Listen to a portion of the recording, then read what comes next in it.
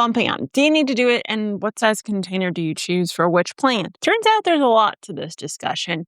And there's actually been a lot of studies done on what is best for plants. So that's exactly what we're going to look at today. If you don't know who I am, hi, hello, my name is Ashley. I'm a bachelor's of science in soil science, like Tay said, science applied to all things plants. And in today's video, we're really diving into soil science because we're talking about how much space a plant needs to thrive and survive in. Now, I'm not going to discuss tomatoes. I'm going to do a separate video on them because what containers they're potted up into, what medium they're potted up into, and how they're potted up is a complete discussion on its own. So if you're interested in that, a science-based look on that, then hit that subscribe button because that is the only way you're going to be alerted as to when that video comes out next week. Plants are started off in seed cells that are much too small for them, and for good reason. We're starting them indoors, and we are starting less of them than Mother Nature would start. In the event that a tomato plant was to lose all of its tomatoes, there's hundreds, if not thousands, of seeds probably dispersed around that mother plant that in turn will turn into tomatoes. But in our case, we are limiting the number of seeds we're starting, and we are trying to control as many environmental factors as possible. And this, of course, does result in a plant that doesn't have enough soil volume, nutrients, or water in their initial cells, which is, first off, why we bump up. I think that's pretty logical. Now, say we could supply the water, say we could supply the nutrients. This is very possible, particularly for those of you that bottom water. It's very easy to get fertilizer and nutrients into a system like that. I'm not arguing that at all. The issue comes with the roots. When roots are crowded or root bound, the plant can grab as much nutrients or water as it needs. But the signaling that the root gives the rest of the plant is what we are concerned with. So this root restriction is a mechanical barrier. It's not a chemical one like we would see with something like nutrients. And this can cause a root to shoot signaling issue between ADA and cytokinin imbalances, for example. So abscisic acid, ADA, is one that when the roots hit the side of the container, the plant is noting it as a restrictive space, and those roots will begin to circle. This in turn causes the shoot development to be less because that is what the plant is telling it to do. And it happens quickly.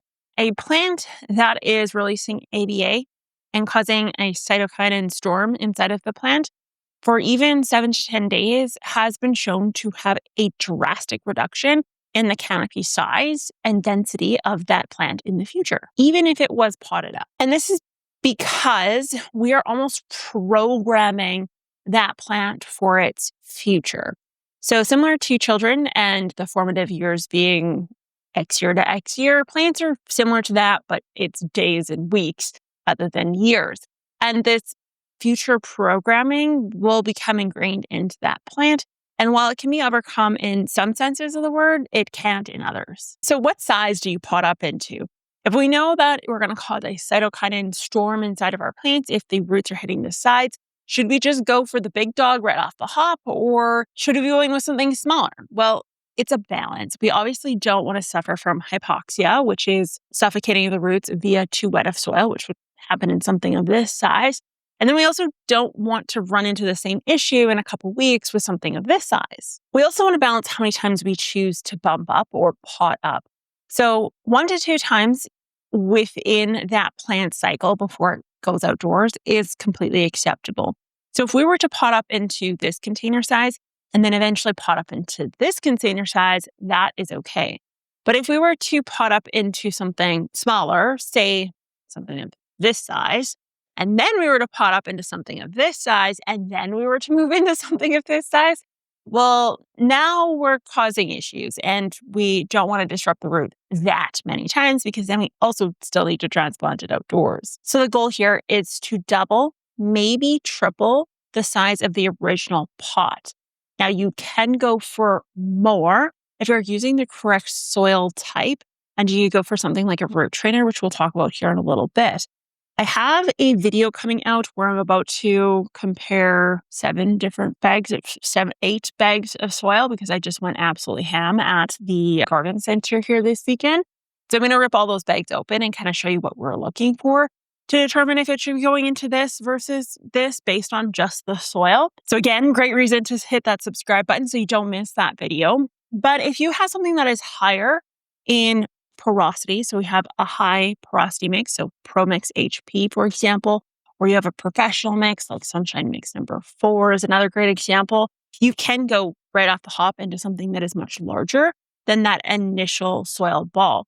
But if you're going for like your classic, Pro Mix premium potting, so like the black bag, I will say probably don't want to go into something huge unless you are very in tuned with how much you're watering and when. Okay, so now that we know the size of the pot that we're going to pot up into, 2 to 3 times the size of the root ball, or into something larger if we have the proper soil, let's talk about the actual container itself.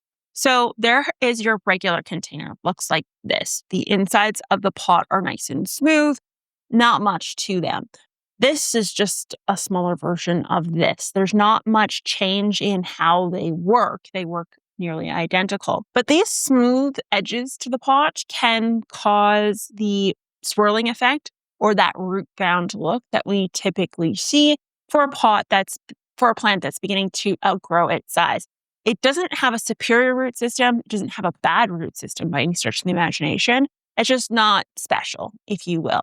Now, there is a way to get a root system that is special and unique. Now, number one way to do this is with a root trainer pot. So I have this pot inside of there to help it hold its shape. But there's a reason why this thing is so darn flexible. First off, this flexibility allows for a pot that is easy to adjust, if you will. And you'll also notice that there is ridging on the outside, which also transfers to ridging on the inside. Now, these ridges, if you will, allow for the roots to almost be funneled downwards. So what happens is if the roots hit the edge, they fall into one of the ridges, and that will force those roots downwards rather than causing them to swirl, which we tend to see for the smooth-sided pot. So root trainers, while obviously they are longer, they also have a very specific design on the side, which actually forces those roots down, which is how we get those longer roots. Now, a plant put into a pot like this, typically speaking, is going to have a more robust nutrient root system, which allows it to capture more nutrients and allows it also to capture more water. Both things are very important. So this is a root trainer. Now, the other alternative here is soil blocking and or a root air pruning pot. Both of these are identical in that sense. And what it will happen is the roots will essentially get to the edge of the pot or the edge of the block, and then they will prune themselves via the air. So the air will actually cause the apical meristem of that root to kind of disappear, and it will branch off and it will continue to just kind of funnel around that soil area, which gives you lots of root structure, you will. Not necessarily longer roots, unless, of course, you have an air pruning pot that is longer, then that would be the case. But for the most part, it just makes more roots so that when you put it in the ground, they take off like a rocket. Whereas again, these regular pots, what happens is they swirl and they just become very long, singular roots. So you're not ending up with more of them. You're just ending up with single ones that are just kind of doing crazy things and going in different directions, which isn't necessarily a good thing because it's not going to benefit you when you go to transplant them outdoors. So when exactly do you choose to pot up your plants? Well, what we're looking for is between 2 to 3 true leaves, or we're looking for a root system that looks like it's coming out the bottom and beginning to do that swirling effect, as well as we're looking for something that is drying out too quickly.